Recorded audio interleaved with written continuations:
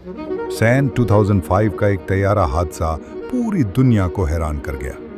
एक मुसाफिर तैयारा 121 मुसाफिरों को लेकर कुब्रस से यूनान की तरफ रवाना हुआ, मगर अचानक वो तबाह हो गया।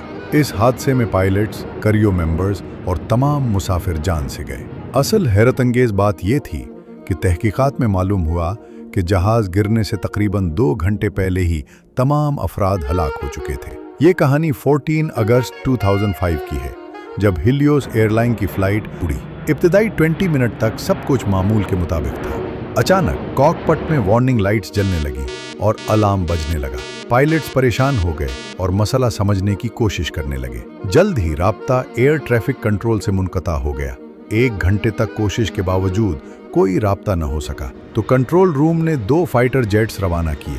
जब वो जहाज के करीब पहुंचे तो एक खौफनाक मंजर देखा। तमाम मुसाफिर अपनी नशिस्तों पर बेहिस पड़े थे। उनके सरों पर ऑक्सीजन मास्क लटक रहे थे और कोई हरकत नहीं थी। फाइटर जेट पायलट्स हैरान थे कि अगर सब बेहोश हैं तो जहाज उड़ कौन रहा है। कुछ देर बाद उन्होंने कॉकपिट में एक शख्स को हरकत करते देखा, मगर वो उनके इशारों का जवाब न दे सका। अचानक जहाज का कंट्रोल खत्म हुआ और वो जमीन की तरफ गिरकर तबाह हो गया। तहकीकात के बाद हकीकत सामने आई। दरअसल जहाज के प्रेशर सिस्टम का एक अहम बटन गलती से मैनुअल मोड पर रह गया था। इस वजह से जहाज के अंदर ऑक्सीजन की सतह आहिस्ता आहिस्ता कम होती गई। पायलट्स मसले में उलझे रहे और इस तरफ तवज्जो न दे सके।